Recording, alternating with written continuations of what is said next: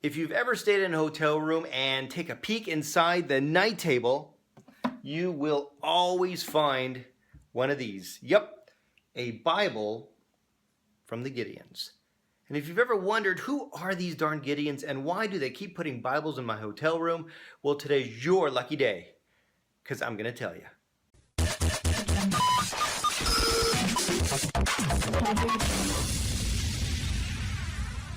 I don't start my day by reading the Bible. I'm not sure if you do.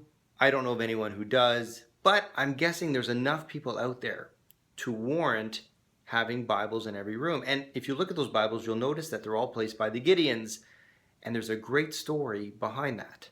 It all started in 1898 when two traveling salesmen checked into the Central Hotel in Bosco Bell, Wisconsin. Now, the hotel was super crazy crowded, and there was only one double room left. Now, although these two guys didn't know each other, they decided, hey, what the heck, we'll share the room.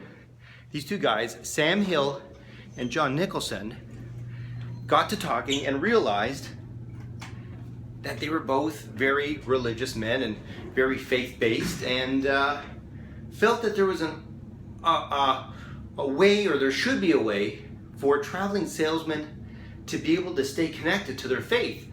So these two guys decided to create an association for traveling Christian businessmen.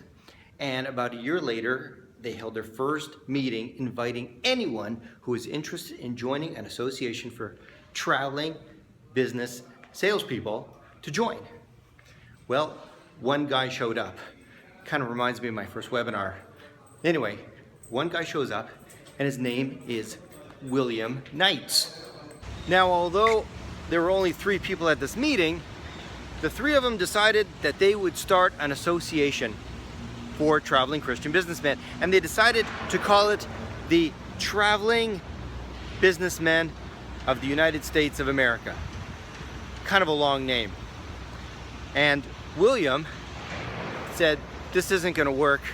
Why don't we call ourselves the Gideons? The name Gideon comes from a guy in the Old Testament who was a judge who rallied a small group of guys to overthrow a much larger force. It seemed kind of a good philosophy, I guess. So Gideons it was. Now, for the first 40 years that this association existed, only traveling sales and marketing people, ideally who were Christian, could join. Now, after a while, they realized something that, and this brings us back to the whole Bible thing, that a lot of these traveling salespeople would be in their hotel rooms and want to do a little reading of the Bible. So they decided what would be a really cool campaign would be to start placing Bibles in hotels. So in 1908, they gave away 25 copies of the New Testament, the new one, because it is a Christian organization, to the Superior Hotel in Superior, Montana. Their belief was that not only would these Bibles be of use to Gideons, but to really anyone who wanted to just spend a little time in their hotel connecting with their faith. This campaign was referred to as Project Bible and still happens today. Now, these Gideons, they don't sneak into your hotel room and slip them in the night tables. No, actually, they have a formal process. You see, when a hotel opens, they have a ceremony where they provide the manager of the hotel with a Bible for himself, as well as enough Bibles to fill every room in the hotel. Now, being a foundation built on sales and marketing, these guys do a ton of research, and this is what they know about that Bible in there. First off, that Bible in your little night table has an average of a 6-year shelf life, and is read by 25% of the people who check into the hotel, which means the average Bible, or the typical Bible, I guess, reaches an average of 2,300 people. Now, when the Bibles wear out, they're refurbished and sent to prisons for redistribution. Now, you might be wondering who's paying for all these Bibles. Well, last year alone, the Gideons, and just so you know, they are not a religion, the Gideons are actually an association. So this association collected over $114 million through membership dues, donations, and investments.